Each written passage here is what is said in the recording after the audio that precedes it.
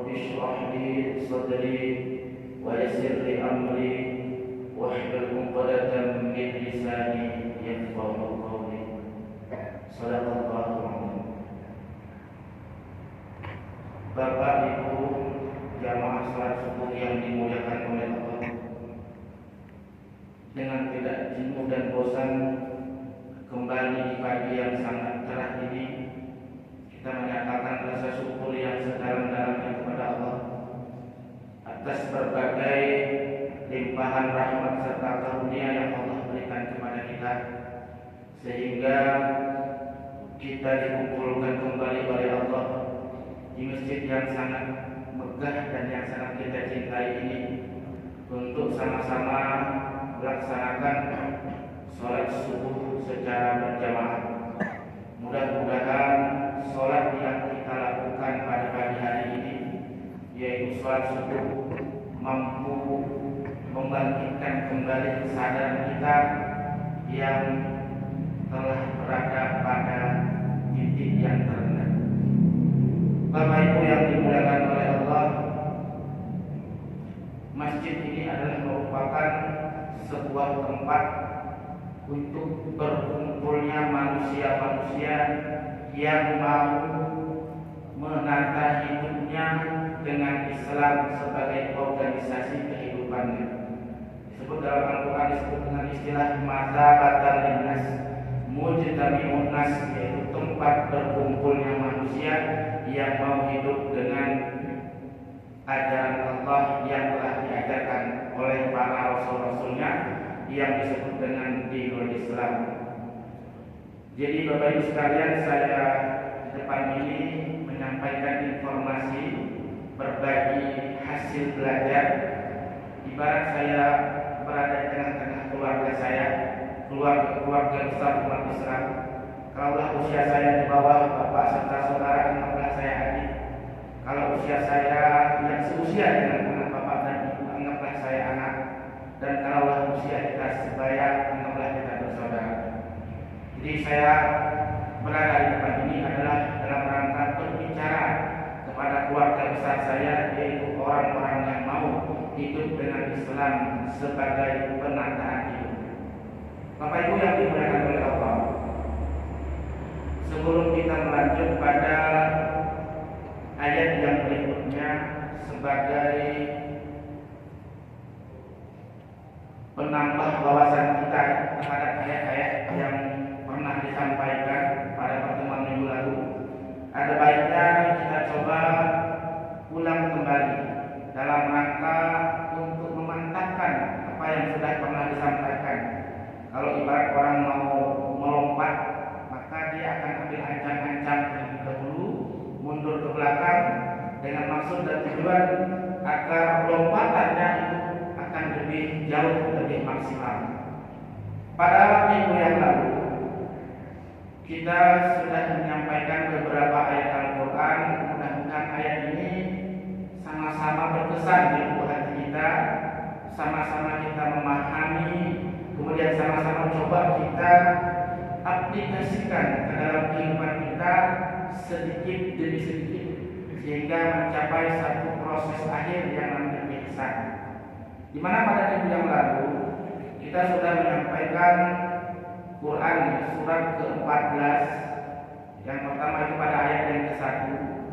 Allah katakan bahwa Al-Quran yang Allah turunkan kepada manusia, kemudian Al-Quran itu menjadi pola pikir para Rasul-Rasulullah.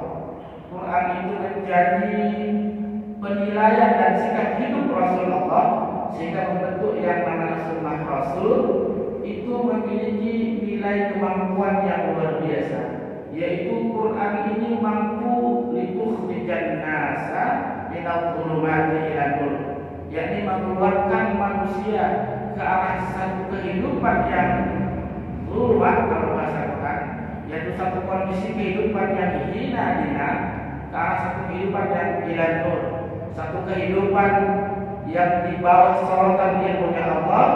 Itulah yang disebut dengan dinul Islam, ila siratil azizil hamid, ke arah satu kehidupan yang sangat mengagumkan.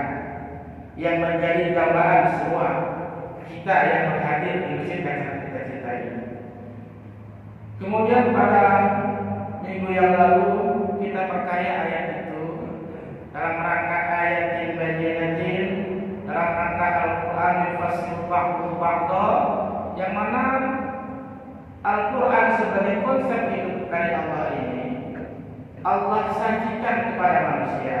Maka sikap manusia terhadap apa yang Allah sajikan itu akan terbagi kepada dua. Yang pertama dijelaskan oleh Allah dalam Al-Quran surat ke-16 ayat 24. Sikap mereka terhadap Al-Quran ini, waqila wa idza qila lahum madza anzala rabbukum, lalu mereka mengatakan qalu asatirul awwalin, bahwa Al-Quran yang Allah turunkan itu hanya sebuah kumpulan cerita-cerita dongeng. Artinya mereka mengabaikan instruksi-instruksi Allah. Bahkan dalam ayat-ayat yang lain mereka lebih senang mengabdikan hidupnya dengan ajaran-ajaran yang dibuat oleh tokoh-tokoh mereka. Kemudian Bapak Ibu sekalian, kita perkaya pertemuan yang pada minggu yang lalu itu dengan surat ke-16 ayat 30 dan 31, yaitu Allah katakan lagi, wa qila lil ladzina taqaw madza anzala rabbukum. Allah dikatakan kepada mereka-mereka yang bertakwa, yang mau patuh dengan aturan Allah, yang mau patuh dengan segala rancangan-rancangan Allah, madza anzala rabbukum, mereka mengatakan qalu khairan, bahwa yang Allah turunkan kepada mereka satu ilmu, satu konsep hidup, ada sesuatu yang bertujuan mulia yang bisa mengantar manusia ke arah satu kehidupan yang khair. Dan bagi orang-orang yang mau berlaku pas menurut yang demikian, ganjaran yang Allah janjikan adalah fi hadhihi dunya hasanah wa la darul akhirati khair wa la ni'ma darul muttaqin. Satu kehidupan yang indah luar biasa. Bapak Ibu yang dimuliakan oleh Allah, pada pagi hari ini coba kita perkaya dengan ayat-ayat yang lain supaya wawasan kita terhadap Al-Quran sebagai sebuah konsep hidup dari Allah ini menjadi luas. Jika kemungkinan kita untuk mencapai husnul khatimah, kemungkinan kita untuk mencapai kehidupan yang ihsan itu sangatlah besar. Jadi kita perkaya dengan surat ke-65 ayat 10 dan ayat 11, yaitu surat Al-Talaq, di mana dikatakan oleh Allah di situ, a'udzubillahi minasyaitonir rajim, bismillahirrahmanirrahim. A'addallahu lahum 'adzaban syadid.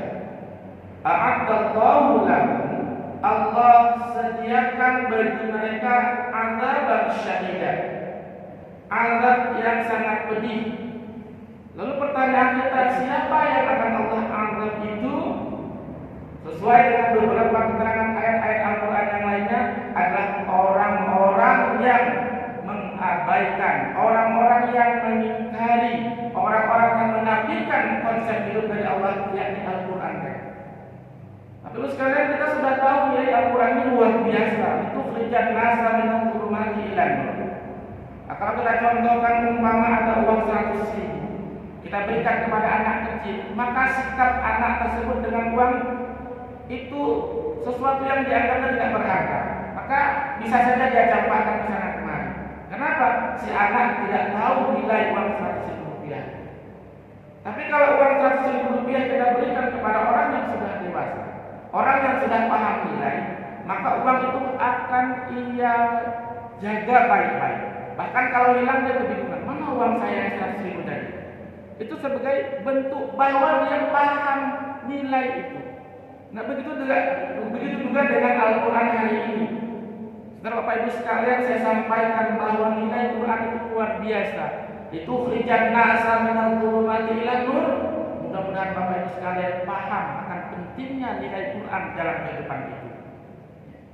Dengan konsekuensi Allah katakan, a'addallahu lahum 'adzaban syadidah.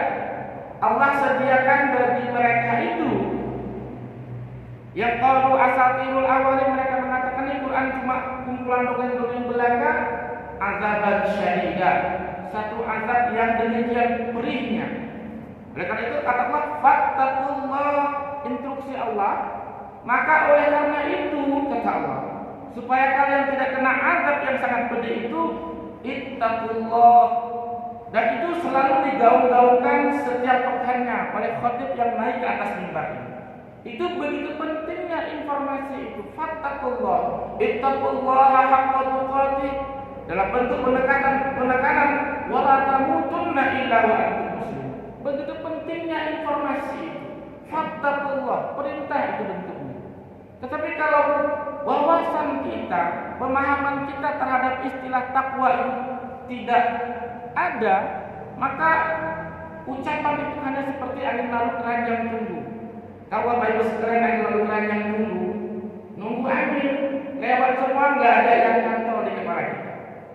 Maka begitu ada instruksi oleh Allah, fattaqullah, agar supaya kalian tidak kena azab Allah, itu solusi yang Allah berikan apa? Maka oleh karena itu ittaqullah. Apa makna ittaqullah? Patuhilah oleh kalian aturan-aturan Allah. Itu solusi yang paling jitu untuk kita dapat menghindar dari azabnya Allah ini. Ya ulil albab, hai orang-orang yang ulil albab, hai orang-orang yang berpikiran mantap. Jadi Bapak Ibu sekalian, ulil albab itu artinya dijelaskan oleh surat ke-3 ayat 190-191. Inna fi khalqis samawati wal ardi wa ikhtilafil laili wan nahari la ayatin li ulil albab. Siapa ulil albab? Alladzina yadhkurunallaha qiyaman wa qu'udan wa 'ala junubihim. Itu makna daripada ulil albab ini. Ya ulil albab, manusia sekalian yang mau hidup patuh dengan aturan-aturan Allah, yaitu orang-orang yang ulil albab, yang mantap hatinya mau hidup dengan aturan Allah itu, alladzina amanu. Mereka itulah orang-orang yang amanu, orang-orang yang beriman, orang-orang yang pola pikirnya, orang-orang yang penilaian hidupnya, orang-orang yang sikap hidupnya dibentuk oleh satu ilmu yang bersumber dari Allah. Amanu yang dimaksud adalah amanu bima unzila ilaika. Jadi harus digandeng dengan ilmu. Beriman dengan apa? Yu'minuna bima unzila ilaika. Itu yang membentuk menjadi pola pikir mereka. Itu yang membentuk menjadi penilaian dan sikap hidup mereka. Qad anzalallahu ilaikumul dzikra. Sungguh kata anzalallahu ilaikum, Allah telah menurunkan kepada kamu. Bapak Ibu sekalian, makna anzala menurunkan, jangan yang ada di kepala kita itu adalah sesuatu yang jatuh dari atas ke bawah saja. Itu benda. Tapi bagaimana dengan ilmu? Saya sudah menurunkan semua ilmu saya kepada Anda. Artinya sudah mengajarkan. Qad anzalallahu ilaikum dzikra. Yang diajarkan Allah itu nilainya dzikra, sebagai peringatan. Sehingga Bapak Ibu sekalian, dengan yang Allah ajarkan itu kita akan mendapatkan satu gambaran dalam hidup ini, apa yang harus kita lakukan dan apa yang harus kita tinggalkan. Itu nilai Quran. Nilai Quran itu pembangkit kesadaran, sehingga seluruh gerak kita itu dibentuk oleh satu ilmu yang bersumber dari Allah. Kata Allah, hadza dzikrun. Ini Quran itu dzikrun. Ya, jadi bukan berupa sebutan saja. Quran ini mengandung nilai yang mampu membentuk manusia menjadi orang-orang yang sadar. Sadar, tahu apa yang harus dilakukan, tahu apa yang harus ditinggalkan. Sehingga apa yang Allah janjikan azab yang pedih, dia dapat terhindar dari hal yang demikian. Saya ulang ayatnya ya. A'addallahu lahum 'adzaban syadida. Allah janjikan kepada mereka satu azab yang pedih. Maka oleh karena itu fattaqullah. Hiduplah kalian, hidup patuhlah kalian dengan aturan-aturan Allah. Aturan-aturan Allah itu Bapak Ibu sekalian hanya ada di dalam Al-Qur'an. Al-Qur'an ini memberikan satu gambaran hidup yang dapat memperoleh kebahagiaan dan satu gambaran yang akan memperoleh kesengsaraan. Di luar Quran tidak punya itu. Di luar Quran informasinya sudah bercampur aduk dengan isi kepala manusia, tidak original lagi. Sehingga kalau itu masuk ke kepala kita, satu dengan yang lainnya belum tentu kita bisa bersama, bersaudara. Kenapa? Informasi yang diberikan satu dengan yang lain tidak sama. Bapak-Ibu sekalian, gerak manusia itu ditentukan oleh inputnya, sehingga itu yang menentukan geraknya. Kalau inputnya macam-macam, geraknya macam-macam juga. Tapi kalau inputnya bersumber dari Allah, maka hasilnya satu, apa? Ikhwanan. Fa'asbahtum binikmatihi ikhwanan. Dan itu sudah dibuktikan oleh Rasul-Rasul Allah yang mampu menggiring masal manusia dari satu kenyataan hidup yang hina-dina, jahiliyah, zulumat, ke arah satu kehidupan yang mulia, yaitu dinul Islam. Ya ulil albab alladzina amanu qad anzalallahu ilaikum dzikra. Bapak Ibu yang dimuliakan oleh Allah, ayat berikutnya adalah surat ke-65 ayat yang ke-11. Di situ dikatakan oleh Allah, Rasulan yatlu alaikum ayatillah. Jadi Quran sebagai pembangkit kesadaran manusia itu Rasul-Rasul yang bertugas yatlu alaikum. Tala yatlu itu sama dengan artinya membacakan. Apa dengan membacakan diri kemudian selesai, tugas saya sudah selesai? Membacakan di situ sama dengan mengajarkan, mengumandangkan, menggaungkan ilmunya Allah itu kepada manusia. Jadi misi Rasul itu Rasulan yatlu alaikum, mengumandangkan, mengajarkan. Apa yang diajarkan? Ayatillahi mubayyinah. Ayat-ayat Allah secara terang benderang, secara gamblang. Jadi tidak ada Rasul itu yang sembunyi-sembunyi ayat. Ini khusus ayat untuk saya, yang lain tidak boleh tahu. Kalau mereka mau tahu, harus sediakan buat saya peti. Umpama begitu, tidak ada. Rasul menyampaikan ilmunya Allah secara utuh. Rasulan yatlu alaikum ayatillah. Lalu apa makna ayatillah itu? Ayat-ayat Allah. Apa juga surat Al-Baqarah ayat 1, ayat 2, ayat 3 selesai? Jadi ayat-ayat Allah itu sama dengan gagasan-gagasan Allah. Informasi-informasinya Allah disampaikan kepada manusia. Informasi-informasi Allah, gagasan-gagasan Allah. Dia tidak mengutip gagasan orang lain untuk disampaikan kepada umatnya. Ya mohon maaf. Jadi sekarang kita petik sana, petik sini, ambil sana, ambil sini, sehingga isi kepala kita, saya nggak begitu ya, saya tahu nggak begitu, yang saya lain-lain. Nah, ini yang terjadi Bapak Ibu sekalian. Rasulan yatlu alaikum ayatillahi mubayyinah. Di samping Rasul-Rasul Allah itu mengajarkan, mengumandangkan gagasan-gagasan Allah, informasi-informasi ilmunya Allah kepada manusia secara gamblang, liyukhrijal ladzina amanu wa 'amilus shalihat. Guna apa? Berfungsi Al-Quran itu, berfungsi ilmunya Allah itu bagi orang-orang yang amanu wa 'amilus shalihat. Jadi nilai Quran itu Bapak Ibu sekalian, liyukhrijan nasa minal dhulumati ilal nur. Mau nggak mau manusia dengan Quran, begitu nilainya. Tapi kalau kita tidak sefrekuensi, kalau bahasa sekarang sefrekuensi, maka ini nggak akan berpengaruh apa-apa di dalam kehidupan kita. Ya, responnya ini cuma kumpulan domain-domain belakang. Rasulullah yatlu alaikum ayatillahi mubayyinat liyukhrijal ladzina amanu, akan mengeluarkan mereka-mereka yang pola pikirnya, yang penilaiannya, yang sikap hidupnya dibentuk oleh Quran. Wa 'amilus shalihat, mereka yang berbuat pas menurut demikian. Ada dalam Al-Quran Bapak Ibu sekalian sebuah data yang Allah berikan. Ada sekumpulan manusia-manusia yang mau menanggapi Al-Quran. Sami'na.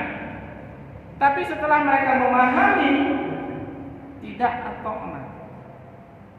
Justru sami'na asoyna, kami mengingkari. Mudah-mudahan Bapak Ibu sekalian kita bukan kelompok orang yang Bisami'na wa ata'na. Setelah terbentuk pandangan, kemudian berbuat pas menurut yang demikian itu. Minal dhulumati ilan nur, yang akan mengeluarkan masalah manusia yang mau dengan aturan-aturan Allah itu, yang mau berpandangan dan berpenilaian dengan ajaran Allah itu, dari satu kenyataan hidup yang dhulumati ilan nur, dari satu kenyataan hidup yang hina-hina ke arah satu kehidupan yang di bawah sorga ilmunya Allah. Gerak manusia tidak didorong oleh perutnya, bawah perutnya, dan atas perutnya. Kalau dalam surat Al-Jasiyah ayat 23, mereka dalam menjalankan kehidupan di permukaan bumi ini tidak menggunakan afara'aital ladzi man ittakhadha ilahahu hawa.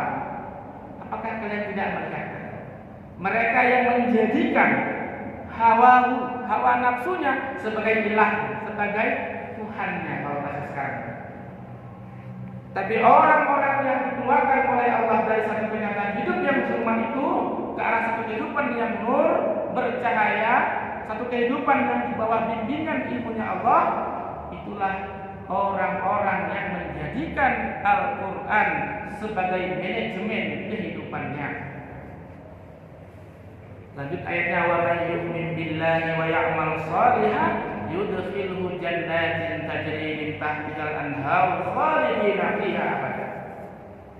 Maka Allah akan masukkan mereka ke dalam satu kenyataan hidup yang jannatin tajri min tahtihal anhar. Oleh karena hati-hati mereka itu dialiri sejenis ilmu dari Allah, maka kehidupan mereka adalah satu kehidupan yang bagaikan taman merindangkan kepuasan. Kenapa? Nafsu tidak bermain lagi di situ. Yang membuat dosa ini kan nafsu. Hatinya tidak dialiri oleh ilmu, tapi hatinya kosong dengan ilmu Allah. Yang bermain adalah hawa-nafsunya. Sehingga dia memperlakukan saudara-saudara yang lainnya bukan bagian daripada kehidupannya.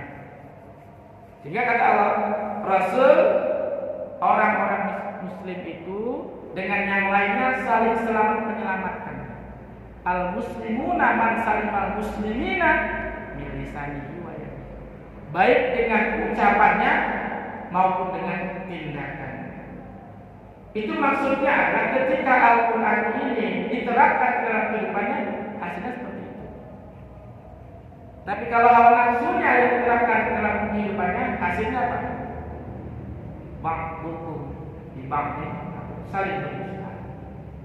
Kemudian ayat berikutnya, lanjutannya, qad ahsanallahu lahu rizqa. Sesungguhnya Allah ahsanallah telah memberikan kepadanya sebuah sistem hidup yang sangat indah. Jadi makna qad ahsanallahu lahu rizqa, rizki itu Bapak Ibu sekalian tidak hanya berupa materi. Kalau dalam kamus itu ar-razaq bimakna naf'un kullu ma yattasilu bihal maqasid, segala sesuatu yang bermanfaat yang dapat menghantar ke arah sesuatu yang dimaksud. Jadi Quran ini adalah dapat menghantar kita yang mau dengan Al-Quran itu ke arah sesuatu yang kita maksud. Apa? Hasanah fid dunya, hasanah fil akhirah. Yang dapat memberi rezeki tidak ada yang lain kecuali Allah. Jadi luar biasa Allah mempersiapkan kehidupan kita ini. Sebelum Dia ciptakan kita, Allah siapkan dulu wadahnya. Itulah bumi sebagai sebuah hamparan untuk manusia membangun peradaban dan kebudayaan di dalamnya. Kemudian Allah siapkan lagi berbagai kebutuhan di dalamnya. Di darat ada tumbuh-tumbuhan, pepohonan menghasil oksigen. Kemudian buah-buahan, sayur-sayuran, itu semua rezeki dari Allah. Yang memberikan Allah, yang merawat Allah. Tapi begitu tumbuh besar itu punya saya. Kemudian tidak di lautan Allah siapkan ikan, udang dan lain sebagainya. Hewan-hewan laut juga dipersiapkan untuk kebutuhan manusia di dalam membangun peradaban dan kebudayaan di permukaan. Dan yang paling penting lagi Bapak Ibu sekalian, Allah berikan panduan untuk mengelola ini. Itulah Al-Quran.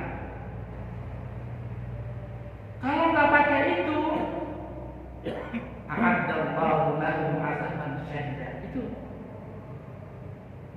Jadi Quran ini Allah turunkan untuk apa?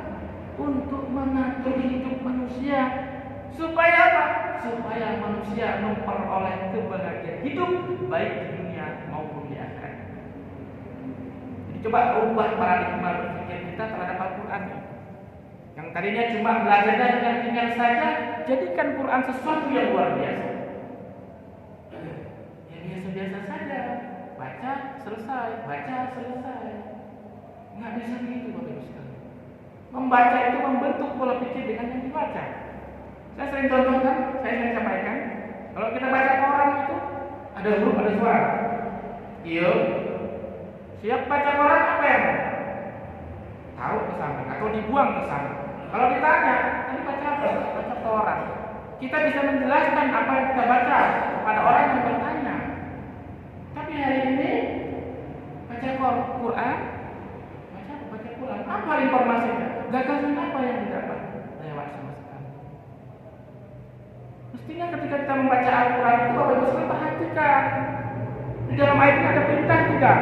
Oh ada perintah. Perintah harus begini. Oh ada larangan. Larangan tidak boleh begini. Ambil itu perintah. Ambil itu larangan Allah yang ada di dalam Al-Quran. Perintah diri sesuai dengan apa yang diperintahkan oleh. Larang diri sesuai dengan apa yang dilarang oleh Allah. Baru Quran ini bisa ditukhrijan nasa minal zulmat. Tapi kalau tidak hanya mengatakan di surat Al-Qur'an itu saja. Jadi qad ahsanallahu lahu rizqa. Allah dengan Al-Quran ini untuk mengajarkan manusia mencapai satu sistem hidup yang seindah-indahnya. Nah, kalau sudah saya sampaikan ini, tinggal kita kembali kepada diri. Posisi saya di mana? Apakah termasuk orang-orang yang mengabaikan Quran yang akan memperoleh adzaban syadidah, atau orang-orang yang beranggapan bahwa Quran ini adalah sesuatu yang sangat hebat yang dapat menghantarkan ke arah satu kehidupan yang lebih mulia? Maka kita lihat firman Allah di ayat yang lain. Walladzina hajaru fillahi min ba'di ma zulimu. Yang kita lakukan apa? Segera berhijrah. Hijrah bukan pindah dari satu tempat ke tempat yang lain, tapi pindah dari pola pikir yang salah ke arah pola pikir yang benar. Yang ayat berikutnya mimba lima mulimu. Setelah mereka melakukan kezaliman. Zalim itu kan kebodohan pada diri. Mengabaikan Quran Bapak Ibu sekalian itu sesuatu kejahilan yang sangat luar biasa. Lalu bawi annahum fid dunya hasanah. Sungguh akan kami bangunkan bagi mereka yang demikian, yang hijrah, yang tahu nilai Quran, maka mengambil sikap serius mempelajari. Fid dunya hasanah, di dalam kehidupan dunia ini memperoleh kebahagiaan di dunia serta akan memperoleh kebahagiaan nanti di akhirat. Lakukan yang jika mereka mengetahui. Jadi Bapak Ibu yang dimuliakan oleh Allah, inilah ayat sebagai penambah wawasan berkaitan dengan surat-surat yang ayat-ayat yang telah disampaikan pada minggu yang lalu. Jadi Bapak Ibu sekalian, tidak usah sungkan, tidak usah malu. Kita berkomunikasi, kita berinteraksi, ada hal-hal yang tidak kita pahami, ayo kita diskusikan. Supaya kita sebagai sebuah keluarga besar, orang-orang yang menyatakan mau hidup dengan Islam sebagai organisasi kehidupan ini menjadi lebih erat hubungan emosional. Sehingga yang dikatakan oleh Allah, seindah-indah tempat adalah tempat orang-orang yang bertakwa itu dapat kita wujudkan di daerah gelonggong yang sangat kita banggakan dan yang sangat kita cintai. Jadi saya kira Bapak Ibu yang dimuliakan oleh Allah, pada pagi hari ini inilah yang bisa kami sampaikan. Kami ambil ayat-ayat Al-Quran, mudah-mudahan ini sama-sama menjadi motivasi buat kita untuk bagaimana hidup dan kehidupan kita di permukaan dunia ini lebih baik lagi daripada bulan-bulan sebelumnya, tahun-tahun sebelumnya, minggu-minggu sebelumnya. Yang menjadi harapan kita adalah ke depannya kehidupan kita ini, apa yang Allah janjikan kepada kita itu dapat kita raih kalau kita mau meraih. Demikian yang dapat kami sampaikan. Mohon maaf atas segala kesilapan dan kekurangan. Akhirul kalam, alhamdulillahirabbil alamin. Assalamualaikum